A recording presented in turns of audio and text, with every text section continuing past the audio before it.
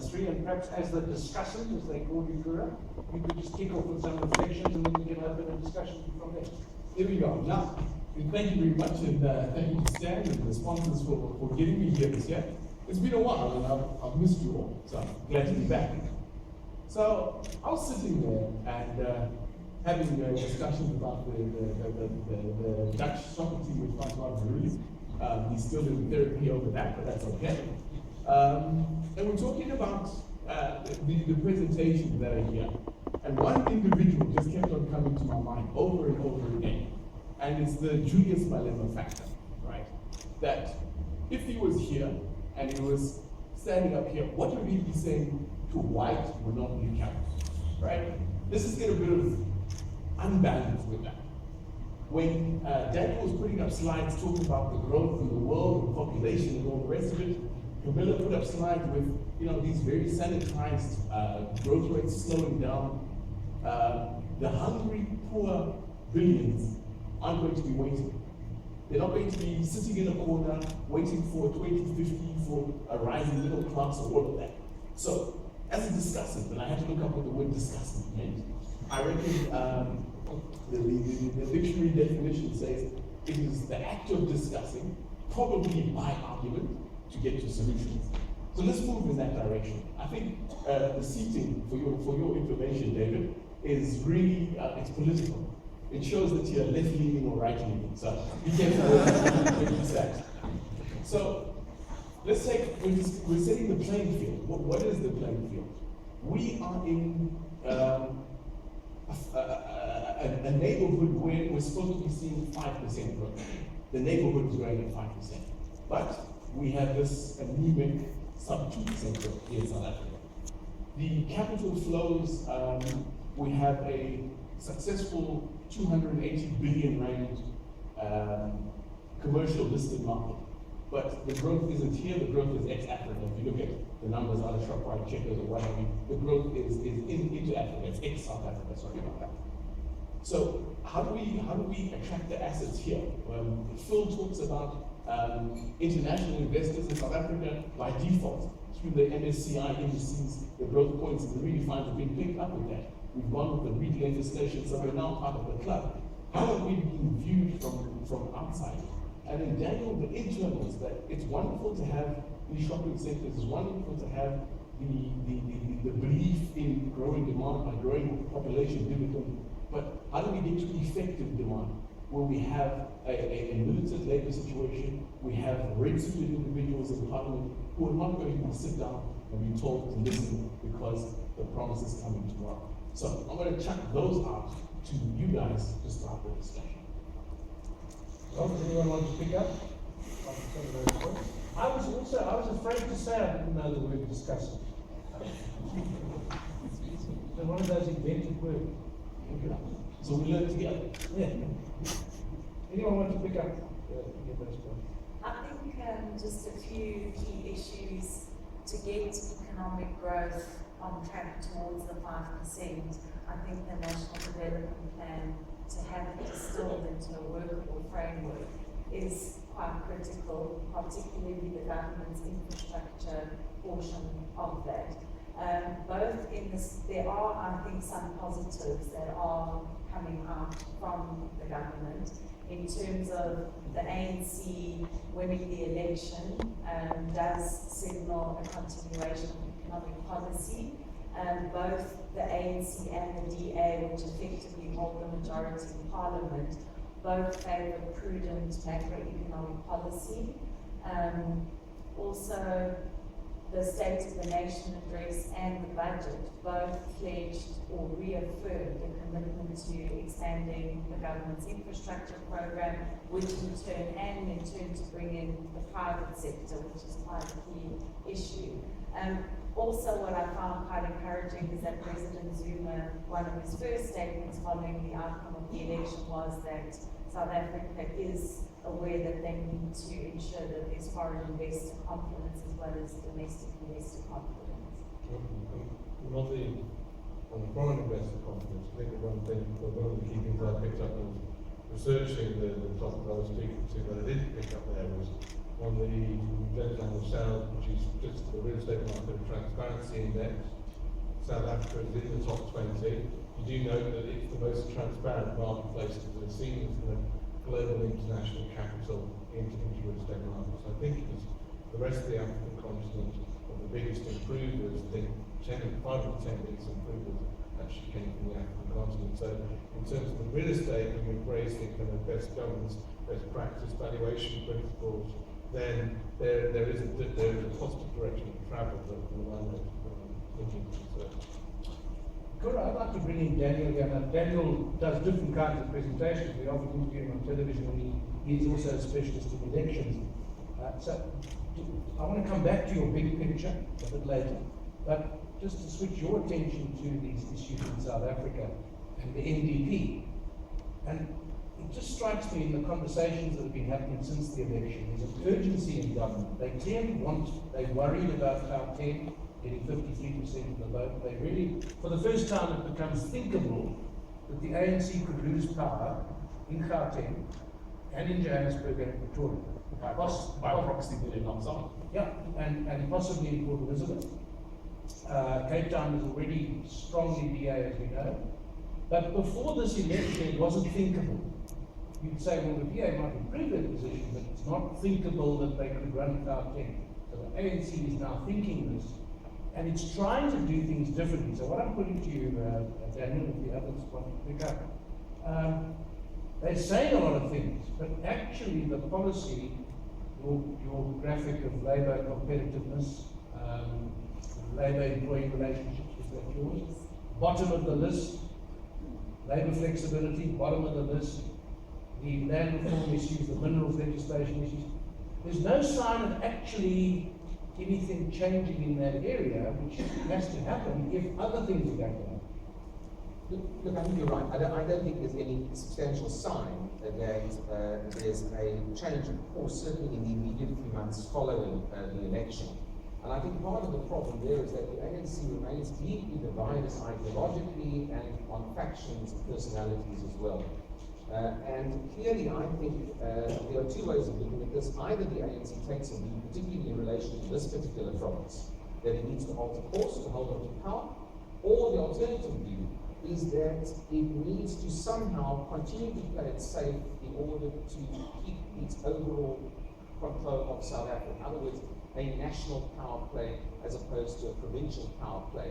And I think we're starting to see a divergence in trend occurring between the provincial ANC here in Gauteng and the nature of their statements, toll roads, perhaps in some other issues from the new premier here in this province, compared to the national ANC, which is still trying to keep overall national control. I think really we're really seeing a divergence in future politically between an urban ANC and a more rurally based conservative ANC. And I think overall, perhaps the long-term trend is that there's relatively healthy, there's competition emerging within the ANC between the urban electorate, the urban ANC, and a much more traditional perspective outside. And I think we're going to see that it's confused. I don't think it's been thought through particularly well. I think there's some reaction and some shock reactions to the Gauteng result here. But overall, I think fundamentally, holding on to political power over the course of the next 5 years to 2019 is still going to be the core principle that will guide the ANC. And that means it will be relatively acquiescent to the demands of unions. It will not intervene in debilitating strikes that will continue to plague our economy. Yes, in Gauteng, it will start to rock the boat a little bit in terms of the provincial leadership here.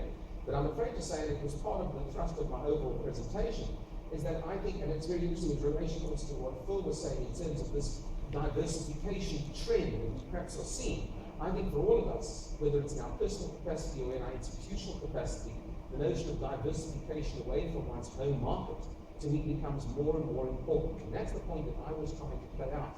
The interest in other sectors, areas, urban areas, cherry picks, countries and regions. I think that's where the interest is going to be for institutional and for private investors as well.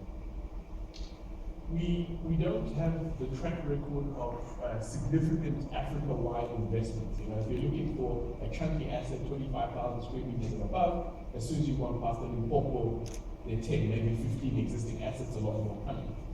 how do you see it that the promise of Africa, a number of the 10 fastest growing economies being in this space, do you see a investor push because money is received? We have the aging populations chasing yield all over the world. Are they sending money to Africa because they can see yield and they can see growth on that yield? Or do you see the natural demand and effective demand from this growing middle class pulling shopping malls and more urbanization into the rest of the continent? Look, there's both. There's absolutely both. And we're in a unique point right now where both that search for yield and, of course, that rising middle class are meeting for the first time. It's a function of the post-recessionary world where yield is demanded, and it's a function of this new rising middle class. That's why I think it's two unusual historical concurrence that we're seeing at the moment that make me quite optimistic about the overall Arise Africa scenario. But I mean, I do caution on this, and I think the point is well worth taking, and I'm sure all of you active here will make the point. This is a cautionary approach into frontier markets, and it's a well-researched approach into frontier markets. Look at the bottom line, and I showed pictures of crowded scenes and of dilapidated urban areas, and I think you made the point correctly as a discussant, I might say, that the tens of millions of people growing on this continent will become dissatisfied over time unless that urban environment improves and unless they are offered some sort of opportunity. And clearly the property sector has a critical role to play. Clearly, basic housing, shopping malls are one thing, but the provision of basic and the lower to rising middle class housing is going to be critical, because the dissatisfaction from these rising communities will not just come from the poorest of the poor. There's the potential for the rising middle class themselves to be dissatisfied and hold their own authorities to account. And I think that's the real impetus. The opportunity is marvelous, but clearly the risk to the frontier markets is equally difficult. Can I just put that onto an international scale as well? I mean, just outside of the story for Africa, there's the debate that we often have at a number of the conferences we hold across Europe is extending the investment out into other parts of the marketplace as well. And so with population growth going off the scale, there's going to be the demand for more schools, more railways, more hospitals.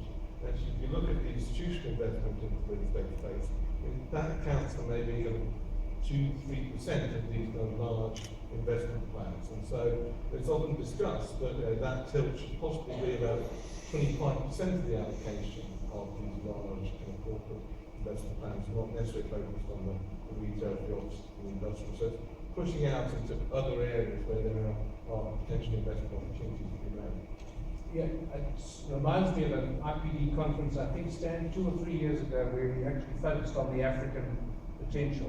And the reason was the previous year, Africa had hardly been mentioned in the property investment space. And you look at the continent, you look at South Africa, and this property market in South Africa was not interested in even looking at here at the rest of Africa. That's changed now. I just wanted to pick up, Phil, on 2 of your slides. Slide 14, you talked about capital sources. And there was the South African domestic capital sources, almost entirely the blue along there. And I mean, it was one of those graphs, bar charts, whatever you call it, where you had a lot of orange for some countries, a lot of blue for others at the top, like one or the other, and a couple in the middle, like Mauritius and Seychelles. Now, there are reasons why people invest in those countries which are different to other countries. What is that graph telling us? And I suppose the other one, talking about South Africa, is that 15 to 16% return on your slide 22, where we were top of the range and have been for some years. Cape Town and Johannesburg, I think, almost topping on as well. So what are these telling us? What are we doing right? How much of this is just by chance? How much of this is a policy environment or an environment that is conducive? I know all your graphs you can talk a lot about, but I'd like more on that. There's a lot of detail there. You've actually picked up on one of the slides that wasn't an IPD one, which is the one from real capital analytics. But they're clear trends there, aren't they, in terms of the investor interest from outside of the markets. And it does feel that the South and Southern African markets are more locally based. the more opportunistic players, I think you need to look at the type of investors that go into those markets. So the private equity guys, the ones that are chasing those higher risk returns, they're the ones that are going into those sub-Saharan markets where there's double-digit levels of income return, and clearly a short-term space because you've got record rents. I think that Daniel, you were showing on your charts, record rents in some of those cities. So that's the opportunity for those guys. But there's also the markets, although they're improving in terms of levels of transparency, they're still relatively opaque as well. And when you're talking to a large pension fund investor, it's that risk return trade-off that possibly means that the market's here more locally based. In terms of the returns that you've been seeing in South Africa, clearly the markets have managed to avoid the decline that most of us in the other countries experienced during the global financial crisis. I think you've got to temper that a little bit because they're all nominal base returns, so if you correct those on a real basis, the return levels do come down. I think even then the numbers are still robust. If you take out the inflation factor of last year's 15% return number, it's still up there competing with the other markets. And that's a strong economic underpinning, but I guess then there's the point that the levels for economic growth are going to be slightly more subdued, so you need to go through that period of austerity, which a number of European markets have gone through, and hopefully are going to reap the benefits of that. So it's at a different point in its cycle. It's enjoying a strong period of economic growth, but a factor into the currency side as well, but the inflation as well. But it feels relatively robust. Why are the big UK pension funds over here investing? I think partly it's an issue of scale. Can they get the critical mass in the South African markets that they require without taking on that specific risk? Most probably not pick up in our chart the amount of investment that we're seeing into the REIT space, and that's maybe where the international investment flows are taking place, not so much on the direct side. Kamilla, with all of the detail, and I regularly subscribe to your service and get your emails on what's going on in every sector. But in terms of the real estate maxim, that the long-term nature, the long-term appreciation and growth of property assets is closely tied to economic growth. So we have that as the headline, that's the locomotive that's pulling our train. Let's take a look at what fuel we're putting into that train to drive us forward. We currently have a situation where mortgage advances are within 10% of what people are spending on cars and unsecured credit and everything else. So you've got households that are very highly leveraged, and you're talking about that consumption coming down. We're talking about a space where inflation is not really the inflation you and I face or the members of the NBC face. It's not the same inflation that the lady who comes and cleans my house takes the taxi to come and sort it out. She's facing a totally different inflation world. So we've got a fragile economic growth that's already giving us this 1.something% growth. And we have expansion of malls, we have a listed sector that increases in size and value, yields are being compressed and values are rising. The two seem to be not connecting with one another. You were the calm economist, put the two together for me, that the real economy versus this capital markets driven success story. How do those two connect? Well, the capital markets aspect of it could potentially be the anticipation that a lot of our growth has been obviously interrupted by the strike action, 8-week strike action in the automotive sector last year, 5 months platinum sector, now currently the medical strikes in its 3rd week. So obviously that has a significant impact, not only on actual production in the mining and manufacturing sectors which are allied, but also of course on the retail sector, workers aren't receiving wages, they're not spending. So over the longer term, I would expect that the capital markets aspect of it is looking further ahead to these temporary disruptions. Also, as I mentioned, a lot of our production has been impacted by the sluggish start in the global economy to this year, at the start of this year. So potentially we are looking for a gradual increase in economic growth, and I think that's where the two tie together. The one's more forward-looking and looking past these what could be termed as temporary disruptions. I think the other thing that we keep talking about is our stock market generally isn't linked to what our economy is doing. And partly that's because you look at the top 10 companies on the JSE by market capitalization, all 10 have substantial exposure internationally. And they are not linked so much to the South African economy. So you've got to be careful about the JSE and the economy itself. Now, sooner or later, that's going to come through. And I think when the companies report their results, and it will be interesting to know how many property companies can do this, but retailers, manufacturers, mining companies, the African story is where they're getting their growth. Take out the African component of the retailers, for example, it's flat. So you can't get too cheerful about a roaring stock market. But Kamilla, I want to take you up, and I think the Reserve Bank does this almost like it's part of its DNA, but I think, you economists do this a lot. The growth projections for next year are always better than this year. And the year after next is better again. And then for 2018, it's 6% and 7%. Now, I went back and looked from the early 2000s. It's not true, it doesn't happen. But everyone seems to be optimistic because you should be. Are you not being too optimistic with those growth projections? Certainly the Reserve Bank is always at the upper end of the optimism. They are known to revise their forecast lower at almost every meeting. Obviously, as I mentioned, some of these technical things and the length of the strike, for example, we couldn't have foreseen in January that the Kaplan strike would last 5 months, and of course that has had a significant impact. But of course one has to remember that the advanced economies are looking to really support their economies through monetary policy accommodation.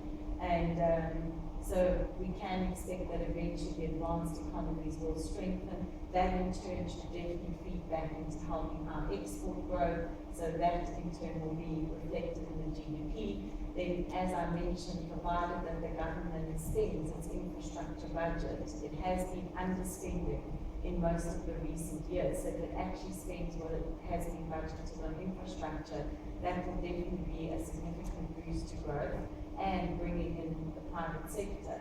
And lastly, a lot of these GDP growth forecasts do look at an expansion of infrastructure capacity. So we are looking at the Duke and Tily coming online and not being delayed again. And that will also feed through to have significant impacts. So obviously as we go along, should we have another major delay in the Duke, that will affect GDP growth forecasts going forward. JP, can I wrap up? I do 4 minutes to go. Yeah, sure. Okay. We've all been doing up the stay up late to watch the soccer. So I've decided by a special decree by 7 letter that I'm allowed to appoint you the national team captain of Property Investing South Africa. Take me through your tactical substitutions. We want this team to take on Germany at the end of the week. Our team are the strikers of the listed property sector, unlisted property sector. Who are we going to take off the field? What are we going to watch for? What's our strategy to get the kind of growth that we're now used to in this sector sustained going forward? I'll start with you, Phil. Asking Brett how to beat the Germans in football. And if that's the case, it's a long-term plan, because you're not going to beat them next year. Well, we've certainly found that over the years. 66. I'm going to say never. We didn't. We'll leave the football debate to a bit, but and I think it is the long game. And it actually comes back to something that Daniel picked up on, and how the real estate sector as a whole is going through a massive transformation. When you're talking about South Africa, you're talking about any other market. When you look at your retails, your offices, your industrials, it's all changing. So what does the occupier want with real estate? Not what does the investor want, what does the occupier want with real estate? Does it want the online click and collect experience that the retail sector is offering? Does it want the home working that the office market requires? The logistics sector is going to go through a transformation. I think the stock that's in the market needs to go through significant transformation, whatever market you're looking at, if real estate as an industry is going to remain competitive and get that share of the capital allocation from the large investment plans. So I think it's avoiding that obsolescence piece that people forget about. It's what the occupiers want. So we're going to be the German. That's we're putting off an Iron Robin and putting on a fresh pair of legs to get the product right. Someone with a bit more innovation than the last one. Kamilla? from where the economic potholes that we should be avoiding, what headwinds do we face, what tailwinds are helping us to get forward. What is your crystal ball gazing throw up to you? I think some of the headwinds, or should I rather term it the risks that we're facing, is if the global economy goes into a protracted slowdown, if there is a faster pace of monetary policy normalization by the advanced economies, which in turn will lead to a faster pace of high interest rates in South Africa, and also maintaining our international competitiveness. Daniel, in the political space, the Honourable, and he is the Honourable, Julius Malema, what are you saying to him? He's in a parliament where you have the ANC majority, you have EFF. If you combine the EFF and the ANC together, they have more collective clout, you can say one is the child of the other, than what an ANC-DA parliament was in the past. The youth are agitated and they want things now, and 50% on farms is being discussed. How do you contextualize all of that in the space of a stable, growing property market? Look, if you look at South Africa, the glass half empty is to look at an ANC combined with EFF strategy for the future. If you look at the glass half full, it's an ANC-DA or thereabouts combination for the future. And I think that's essentially what we're going to see. We're going to see a battle emerging over the course of the next number of years between two different orientations, two different views of the world. I still make the point that the EFF, and I think Kamilla made it very well, the EFF received 6.4% of the vote. The DA received 22% of the vote. The combination between the ANC and the DA remains a much stronger combination than worrying too much about the populism of Mr. Malema. And I would also add from a political point of view that Mr. Malema remains untested in local government. He has failed as yet to put up candidates in local government by-elections, and he will need to do this, particularly here in Gauteng, in order to retain the momentum that he created as a result of the national election. So I myself wouldn't worry too much about the Malema factor, about the nationalisation factor, about issues surrounding question marks, about tenure and ownership issues relating to that. I'm not going to discount it, but it's not to me on the front burner. My main concern here in South Africa is to establish some sort of holistic way forward. It's not just about infrastructure. You can pump all the amount of money you want into ports and railway networks. We need an educated population that are vaguely entrepreneurial in their endeavors going forward in order to combine education and entrepreneurial endeavor to utilize the extra power supply and the ports and the business complexes that are coming on stream. And I think we haven't got there yet. The pressure is on government to do something about it. And I actually think politically we're going to have a combustible 5 years from now, but there's nothing wrong with a little bit of combustibility in our political environment. I think it will be necessary to kickstart us into a much better post-2019 period. But the next 5 years is going to be faster than seatbelt stuff. As we're discussing, I hand over to the facilitator. That is correct. Yeah, it struck me also that for the first time, as you were talking about the EFF, for the first time in 20 years, there is an alternative, a radical alternative to the left of the ANC in Parliament. Wasn't there before, and now there is that alternative. It might not be ideologically coherent, although it's really striking when it says about nationalisation. But I think we haven't really seen how that's going to play out, but there is an alternative now on the left. I'm using the left loosely. But just to wrap up the session, I think it's been a great first session because if you like, we had this far-seeing, look into the future from Daniel. The IPD data, by its definition, is looking at what has happened. So that's the rearview mirror. You have to have that. And Kamilla's done both. She said these are the trends, but if this continues and that happens, then so-and-so is going to happen. So we've actually combined a long look into the future.